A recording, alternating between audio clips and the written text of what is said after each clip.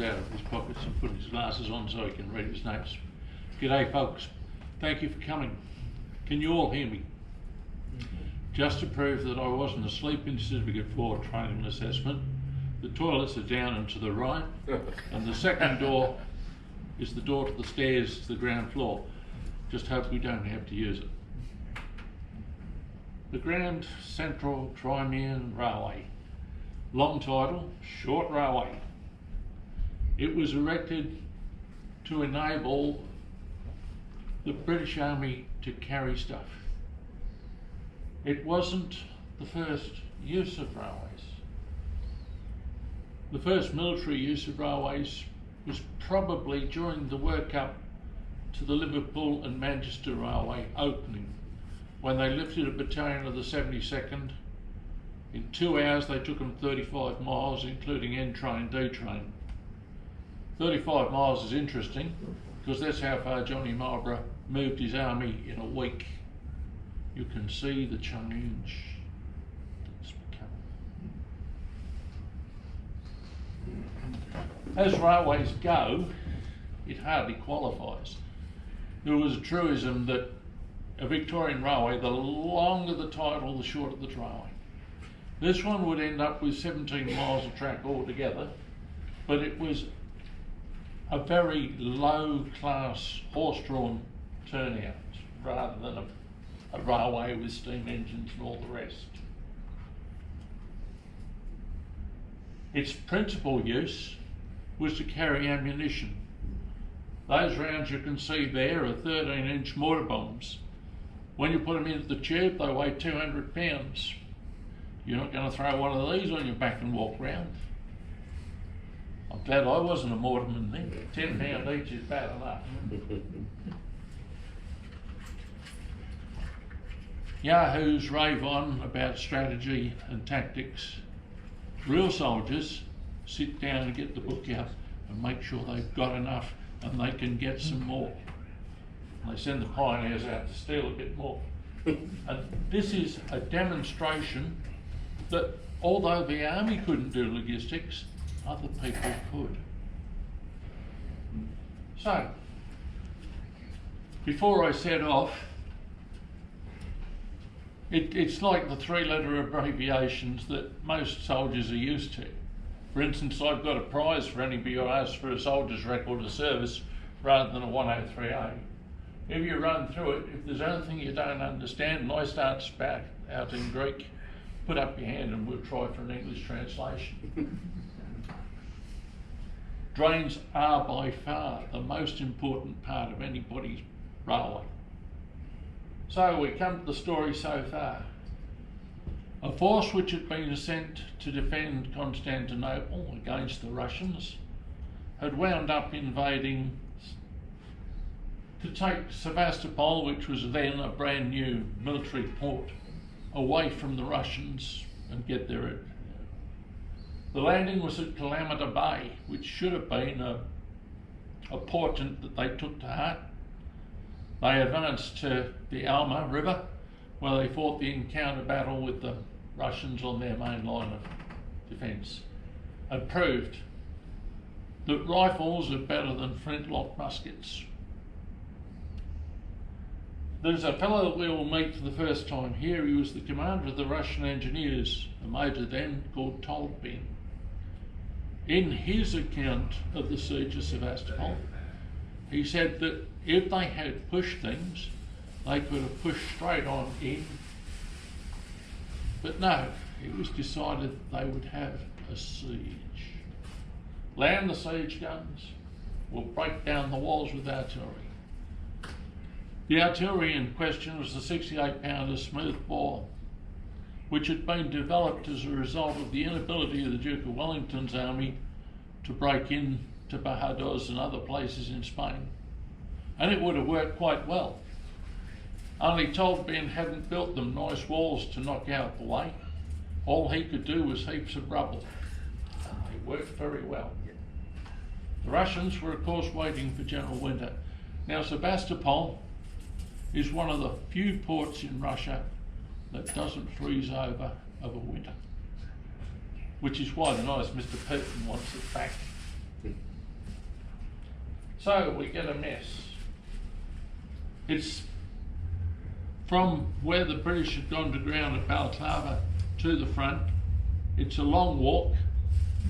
If you've got to try to carry a 68-pound shell, it's not a one-man load. The wagon corps, which should have been out there helping them, they'd saved money. Have we heard this before? The problem is the army hasn't been out of the box for 45 years. It has changed. It is not the army that won the peninsula. It's not the army that defeated the French in the biggest war until the First World War. It wasn't even the army that held the Americans out to piss and burn down Washington. They have become barrack soldiers. And the commissary are the worst example of all. The Duke could make things work because he did his own logistics. He accepted a quartermaster general who was mad, because if he did it himself, he'd get it done right. The commissary and their rules. My pet hate is that the fellow in charge had 600 greatcoats on hand, but refused to issue them because the service life of a greatcoat is 6 years.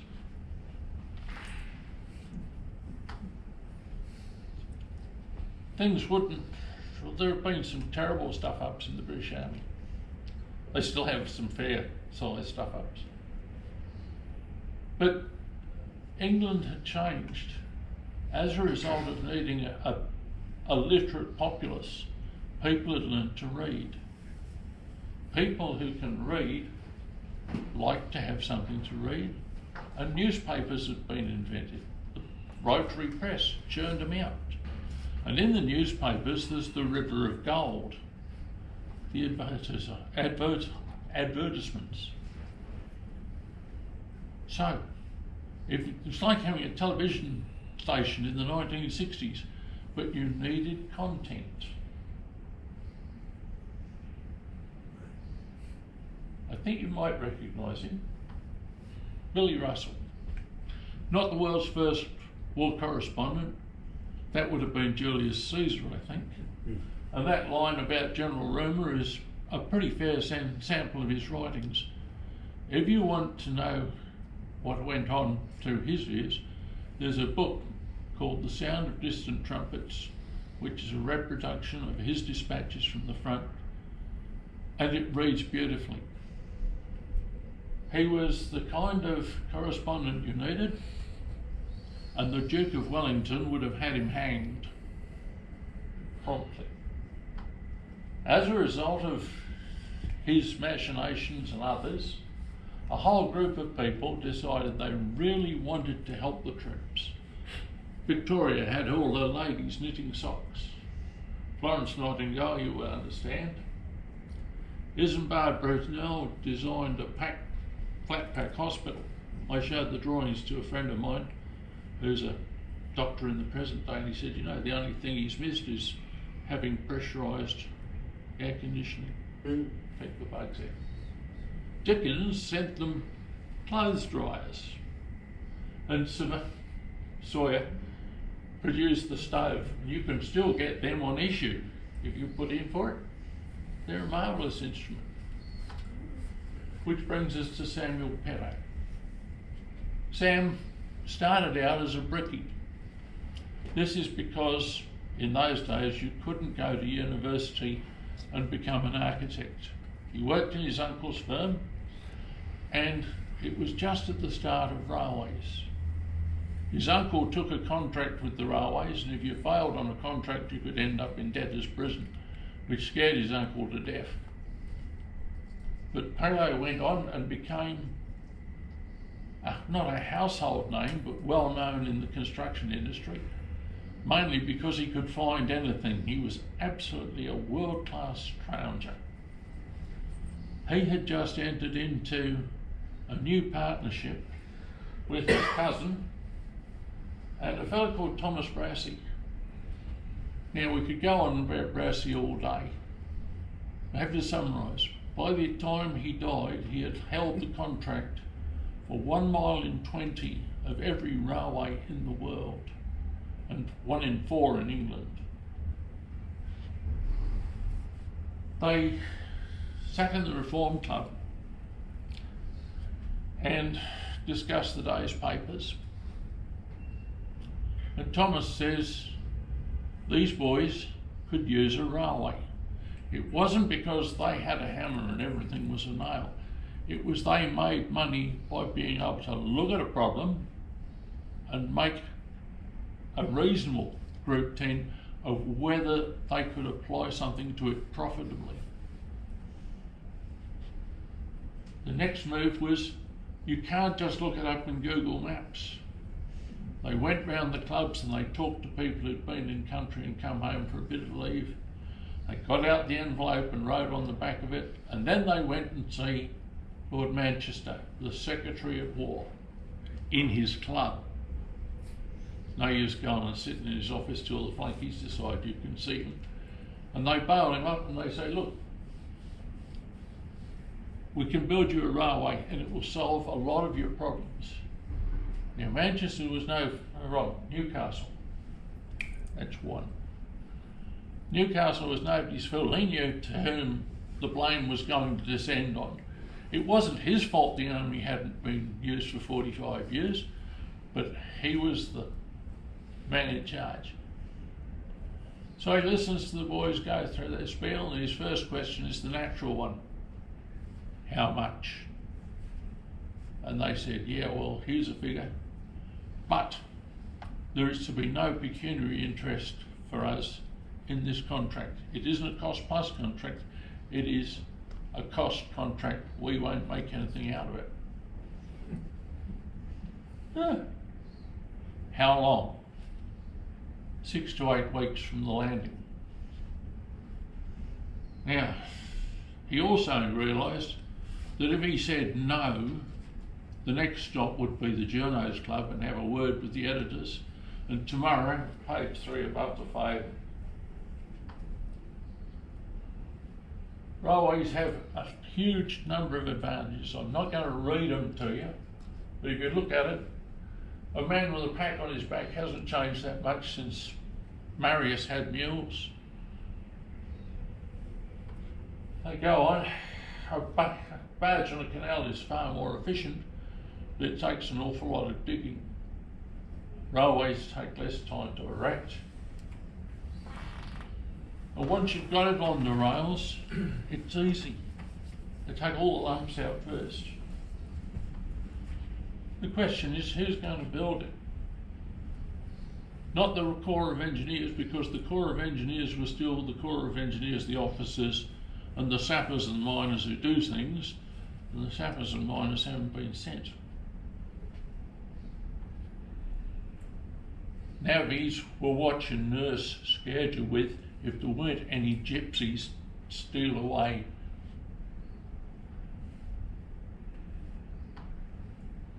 They were fit. You had to be fit to be a navvy. You couldn't shovel 20 tonne of dirt a day if you weren't fit. The fellas that Brassey had recruited were the top of the batch.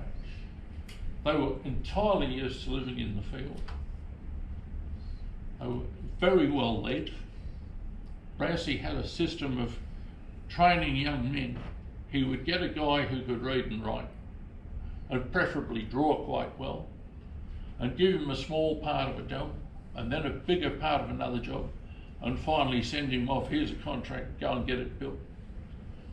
As a result, the people who were in charge understood what the boys were trying to do, and the boys knew exactly how to hit it with a shovel. There are 3 thoughts about why the beer ran out. The first one was they didn't take enough with them.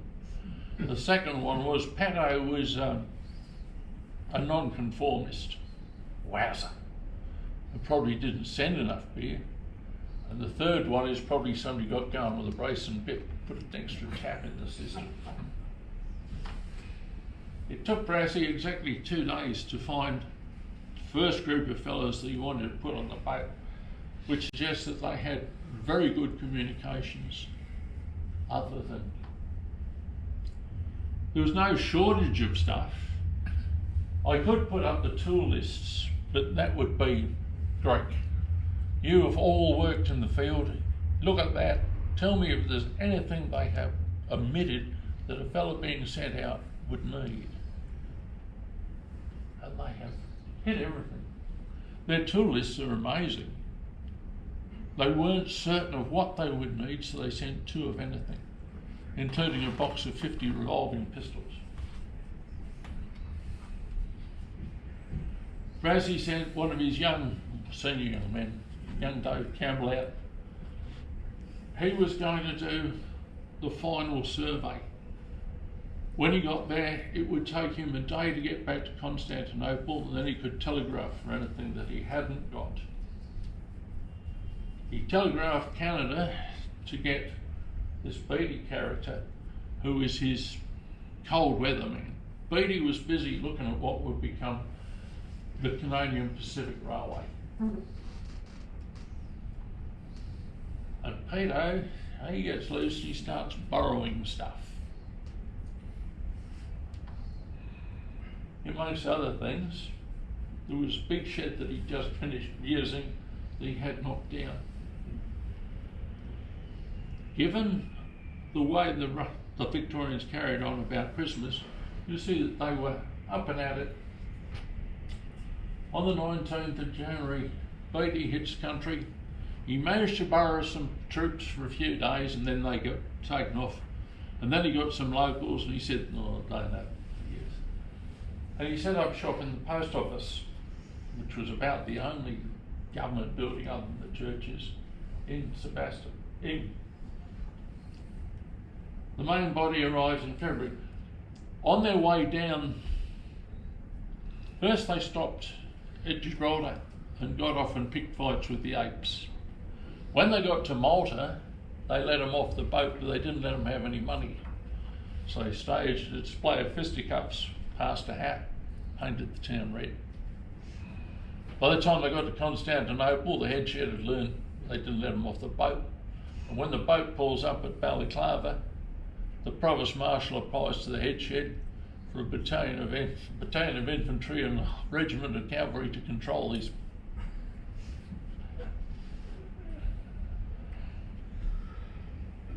They started by knocking a row of sheet pile in along the line of the shore and piling all the rubbish behind it and compacting it. Because Balaclava, although it means beautiful harbour, is a fishing village. There was nowhere to land stuff properly. They start and clean everything out. They are laying a 68-pound rail, which sounds terribly heavy. Remember that rail is measured by how much a yard is going to weigh. 68-pound a yard rail. This is mainline rail. We'll come to it. And they laid it with joint chairs instead of fish plates. Fish plates are the 2 bits of metal bolted onto the ends of the rail. To put a fish plate in, you've got to drill 4 holes. And even with a modern machine, that's going to take you the thick end of half an hour. With a hand crank, it can be done, but it's hard work. Joint chairs are like the little railway jointers that model railway people use, except they're held down by 4 spikes. Here's the post office. And all of a sudden I realised why they're using 68-pound rail. Instead of the usual 17 sleepers to a panel, there's about 4 foot between each sleeper. Again, if you put a sleeper in, you've got to spike it in. That's 4 holes in each sleeper, 4 spikes. I know a fellow who can sink a spike with 3 blows, but I can't, and most people can't. Every sleeper you don't put in is one less thing you've got to do, and also it gives you a better footing for the horses. The other first job the navvies got stuck into was levelling the ground and building barracks. You see them, they were reported to be it struck people as strange that they would be able to run with the barrow. But if you've worked with the barrow, you'll realise that running with it, if you can keep control and have got a bit of practice, it means it bounces when it hits the lump and keeps going. So, in February, first they clean up. Then they set off on February the 8th, laying track in the main road. They'd already made a fair bit of track around the place to get stuff off the train. At last, instead of having stuff on the side, there might be what you want on the Saucy Sea, go and row out and see. They could bring ships up against the shore, and they erected an A-frame, which is quite literally, it's a form of crane. You lash two poles together, plank. Instead of showing it on your shoulder and walking to the shore, these boys have done it before. And the fitters started erecting the first of the two engines they brought, because to get up the 800 foot out of Balaclava to the pack, you're going to need a winding engine. By the 13th, they're out of town. They're going at a fair speed. That is, I say Kakadu, and that's not right, Katakoi is the hill on which the head shed had established their well back. By the 23rd of February, they were getting stuff up the railway as far as there. Now we're into March. My mate Russell wrote that it was the sound of home, the railway running past, and then the boys dropped a tree in his roof. Doesn't say where they fixed it up, they must have done, because he didn't complain about it again.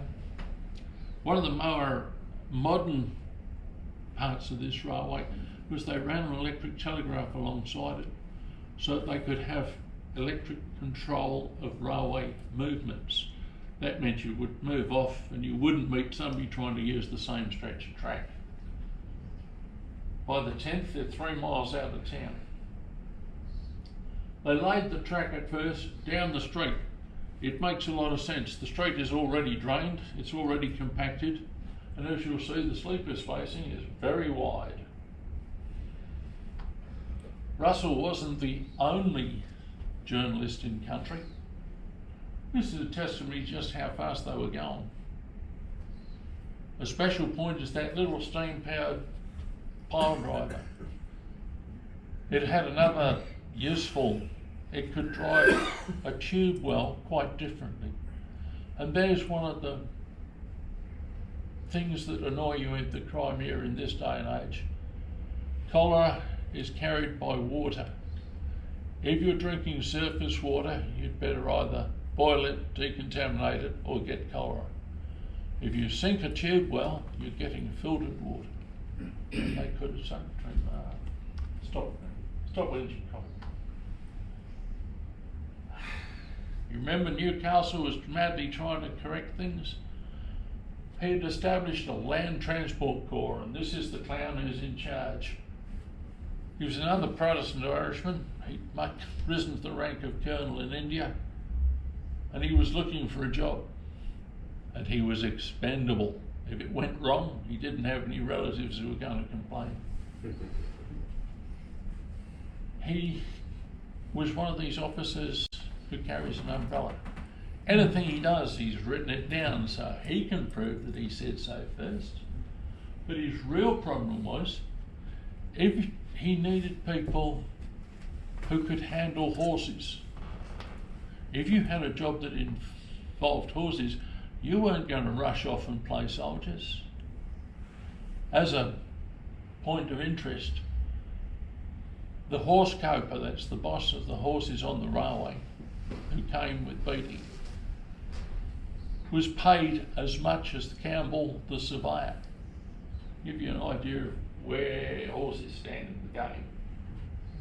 He had a completely useless band of clowns. The navvies took objection to his merry men one day and beat the living tar out of one for refusing a horse.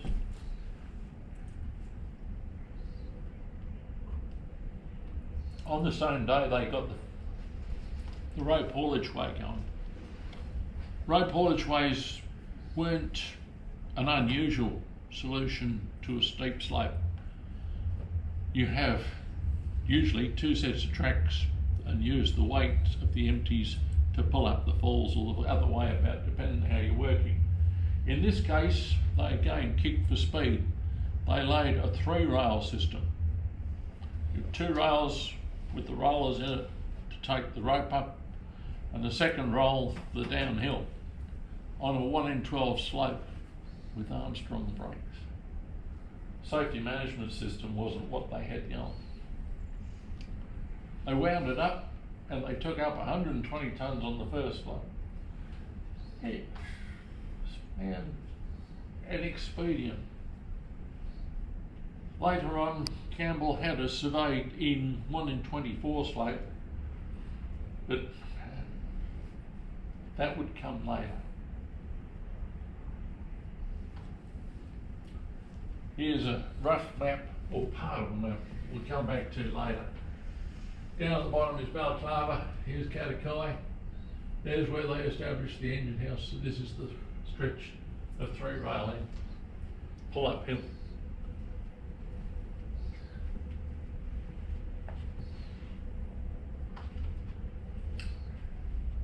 The hospital train was a brilliant idea on somebody's.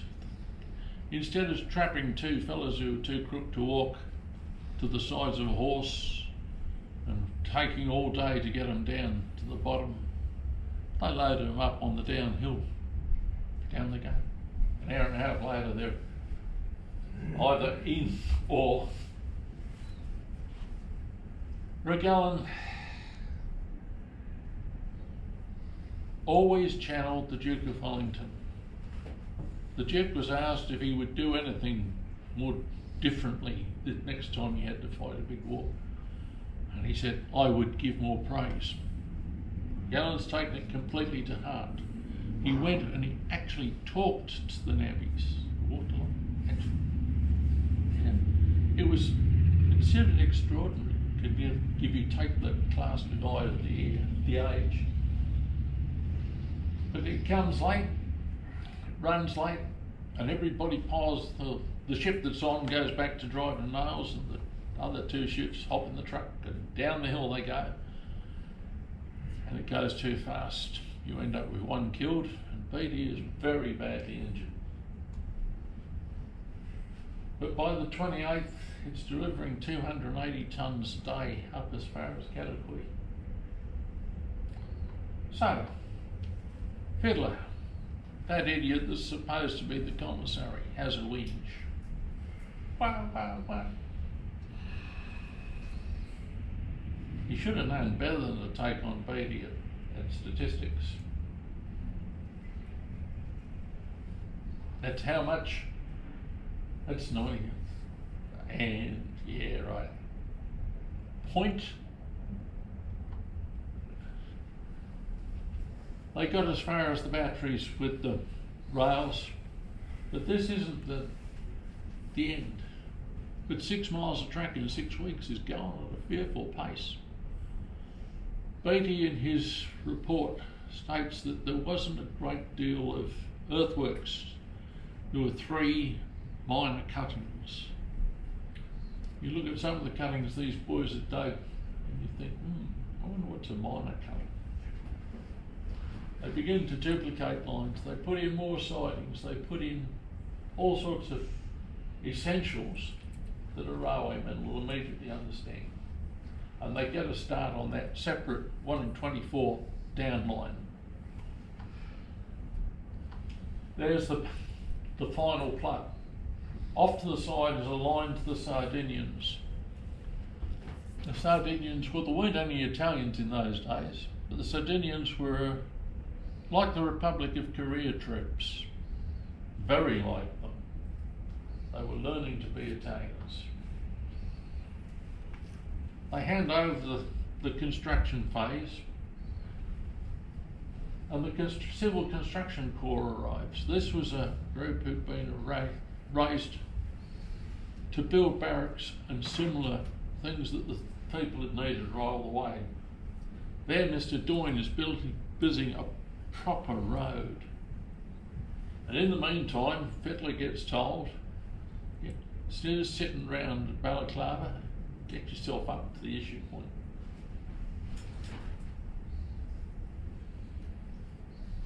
Brassey had sent two of everything, including two miners. These were specialists in case he needed to put a tunnel in. And they're at a bit of a loose end. So they had a look round, they looked at some rocks, put a few holes in, blew them in, borrowed the pile driver for an afternoon, drove a row of piles, and built Diamond Wharf, which became the principal landing point for ammunition. They got it to the point where you could bring the ammunition off the boat this morning and it could be in Sevastopol this afternoon. It starts to rain. There's absolute panic because the railway doesn't work real well once you start to wash bits out of it. And those who had laughed at Mr. Doyne and his building great big drains along the side of his railway found out why it had been done. They finally got round to getting rid of Fiddler, though not the whole of the commissary corps. And they put in an attack against unbroken walls on the 15th, which was the anniversary of Waterloo. Talk about telegraphing your punches. As a result, Reagan packed his bag and left the theatre. Now we come to Roger Finn. He was the son of a cotton magnate and wanted to be an artist. Couldn't draw, so he took to taking photographs. He turns up, he's got the usual letter from Prince Albert, do what you can for this fellow. And Beattie took him aside and lent him a horse and found him somewhere to sleep, and they got his wagon off the boat for him and away he went. And as a result, a lot of the photographs that survive have a railway theme, though there is one that's missing. There's a record of an abbey banging on his door and demanding to have his image taken, and we can't find it amongst the photographs that survive. These are the surgeons. The chief surgeon isn't wearing a funny hat. The rest are wearing a funny hat for a funny hat evening. You see the fellow with the round funny thing? That's the rubber hat with the brim ripped off, and he's wearing it for a fez. I am told that if you can get a decent look, that big building has Southern Counties Railways painted on it. That's the one that Petto borrowed. He needed somewhere to hide his horses. That one I could only get from a book, and it did answer one of the questions. People often think it was built in narrow gauge, but there's a soldier there with an Enfield. I know how long an Enfield is, square it off, 4'8" is the answer. Captain Powell. When you look for Captain Powell in the army list, you realise why Mrs. Baden Powell decided to change the family name. There's no clue, there's no initial, and he's not Captain Powell RE because he would have said RE in his title block. Which Captain Powell? There are a dozen to choose from. It's just as well Beattie was still kicking around because he managed to keep things more or less going. Those Sardinians came out and they laid their own extension, a whole 7 miles of it. And they're running ammunition up. By August, the system's nearly broken. Because the railway was going through horses at an unacceptable rate, Beattie telegraphs and asks for some steam engines. So Petto finds him some second or third hand engines, and they didn't work as well as they might have, mainly because they weren't up to it. They were third hand engines and only little at that. Now we go back to the war itself. The Russians had managed to get together a large force, and they decided to attack at the junction of the French and the Sardinians, which shows you that their intelligence service was working quite well. And this is the result.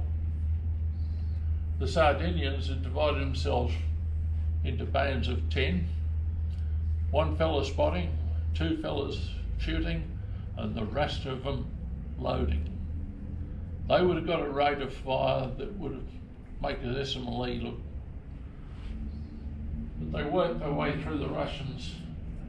As a result, the Tsar had one of those closed door meetings where he was told, you just can't keep on with this. If you get any more young men killed, there'll be nobody to get the harvest in. If the harvest doesn't get in, there'll be real trouble. The French put in yet another assault on the Malakoff and bounced off. The British assaulted the Redan and never did get in. Our old mate Tolkien, the sapper, is told to build a bridge of boats, and on the 8th the French finally break into the Malakoff. They had 35 general officers leading the band, and the only reason you don't get a picture of the flag flying over the Malakoff is you couldn't take a quick picture. The Russians set fires in the magazines, but they didn't go, fortunately.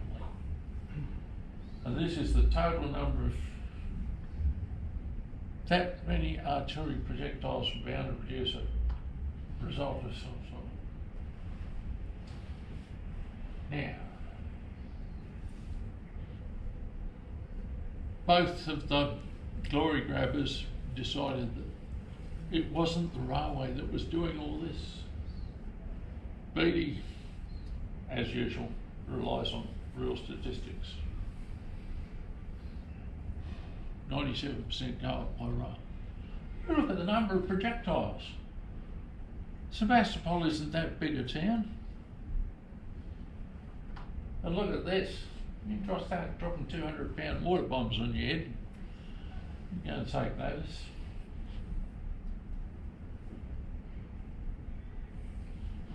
We're now into the second winter. Al's still running the place. As you'll see, he's got a whole lot of stuff by now. And look how much they're moving a day. This is almost as, I don't know now from memory just how much you need to run a battalion nowadays. It's over 200 tonnes with water. So, they agree on armistice, a treaty.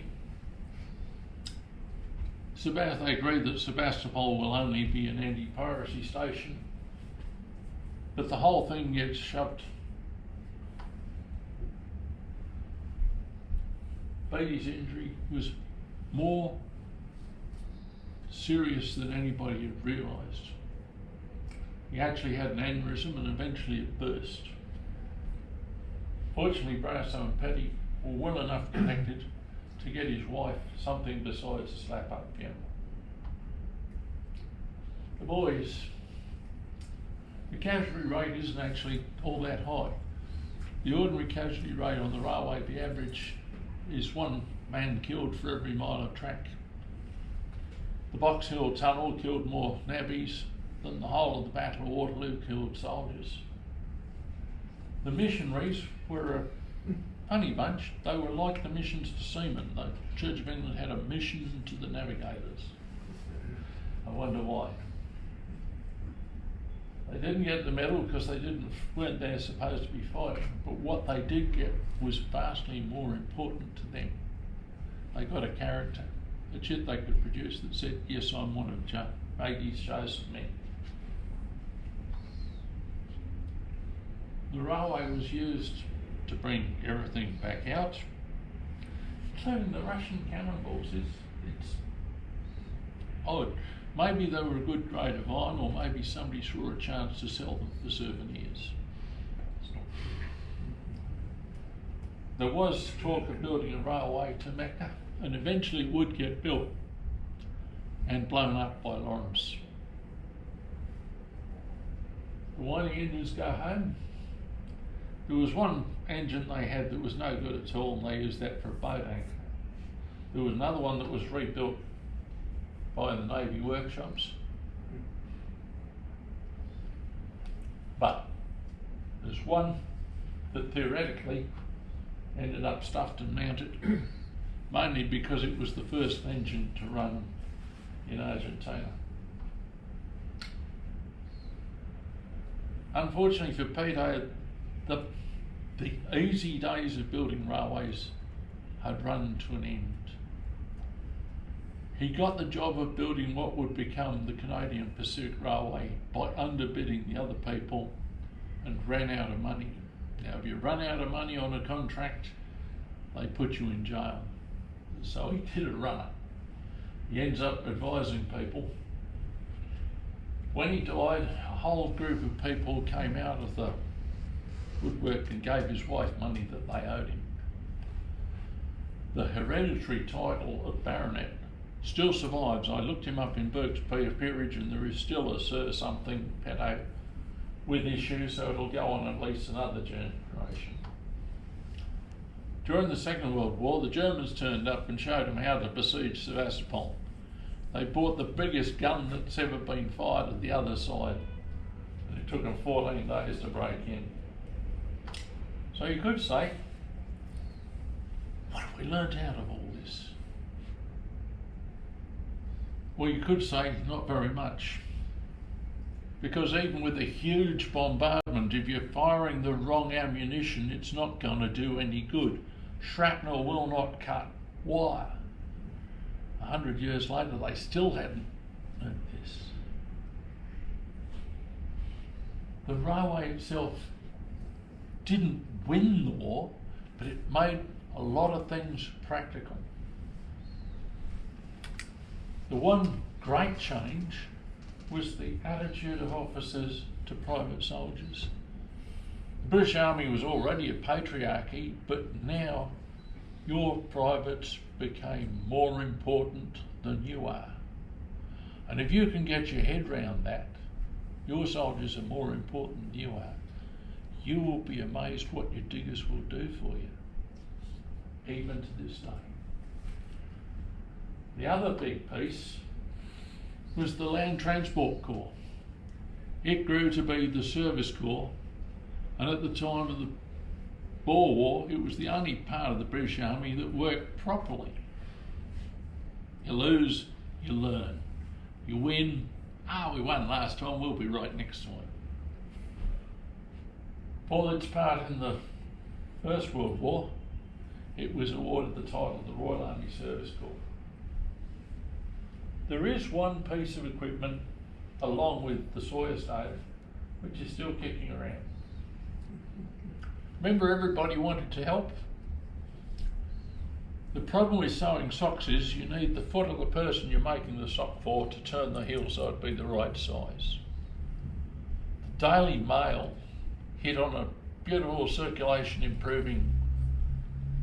If you bring 2 banners, that's the head of the newspaper, and sixpence to your newsagent will supply you with a specialised needle, a pattern and a bundle of wool, and you can make a balaclava helmet, which you give to your newsagent, and we will make sure it gets back to the poor boys in the Crimea.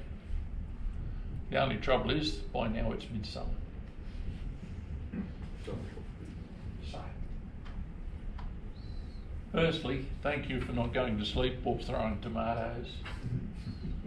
There are 2 really good books on military railways. These are the authors.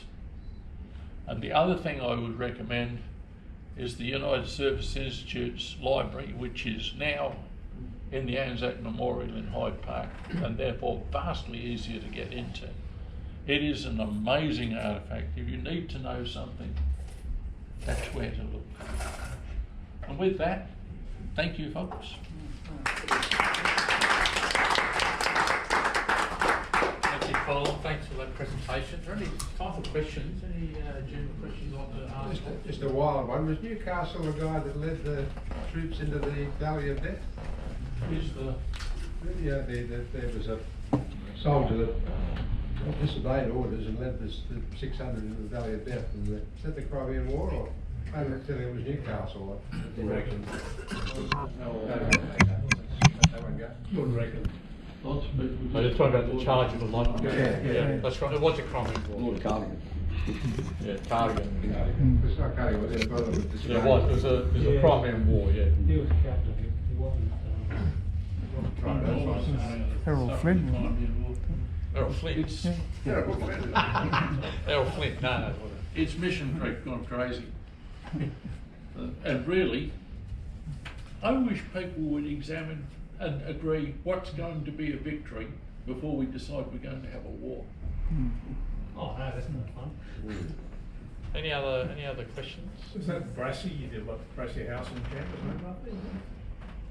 Probably. The problem is that Brassy himself didn't give a damn. He was given the Legion of Honour and lost it. His wife got his back, had to get a spare copy.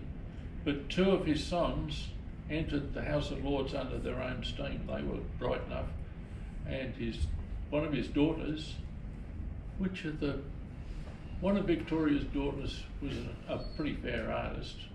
And it was one of Brassy's daughters taught her how to draw. And she was famous, and for the life of me, I can't recall her name straight off. Names wander out of my head. So it could be any of the Brassies. He was a name in his day, and he had building railways down pat. And he certainly was very good at training officers. As for logistics, they could show you exactly how to do logistics. John? When, in the army, when did the engineers take over railway operations from civilians?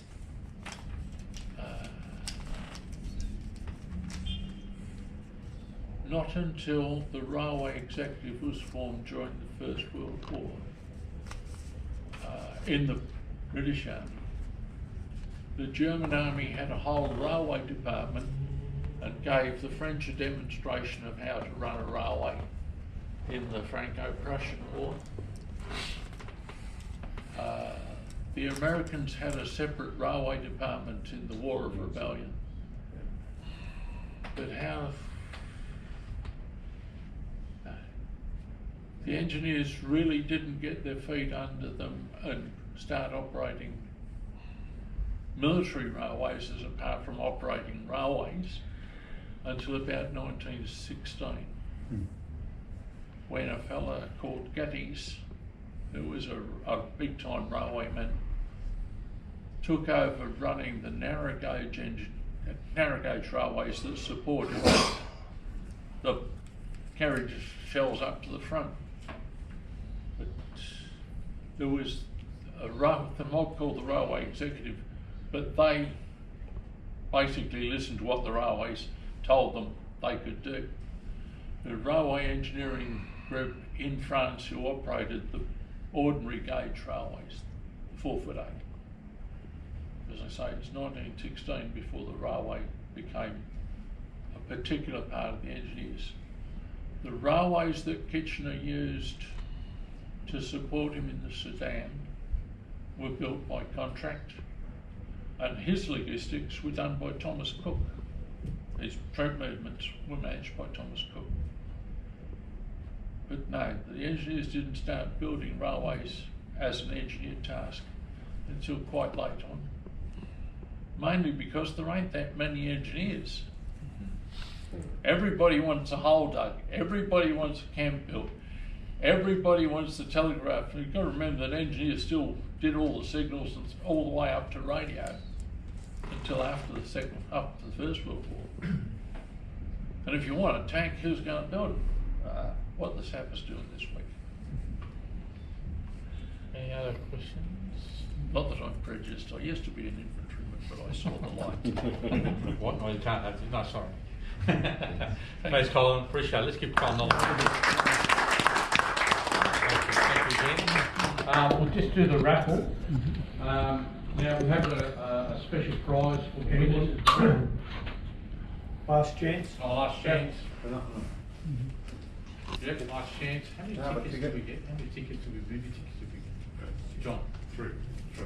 Okay, so we also received three free movie tickets for a movie that's coming out very soon called The Military Wives. So it's a bit of a promo, Military Wives. So if you are successful in the raffle, not only do you pick the book of your choice, you will receive in the mail a free movie ticket. So we will send your name and your details to this particular company, and I'll send it directly to you. So enjoy. We hope. We hope. Yes, we can only hope. We can only hope. Okay, so Colin, I'll get you to check. If you could, please. Out of fingers as usual. Yeah.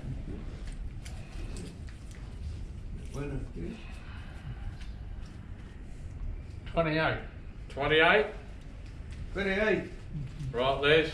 Choose a book. You get a movie ticket. Wow. Talking about lucky Les. Les. We're in that movie.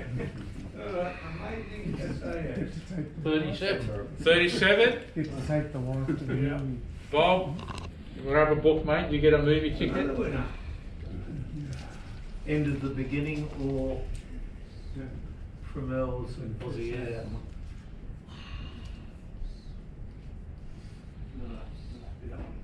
And you're going to the movies. And 36 you get from Mel. 36 gets from Mel on the movie. Who's got 36? Thank you. Oh, beautiful. Well done. Charge of the light. Okay, guys, and the other thing we've got here, Matt McLaughlin's protocol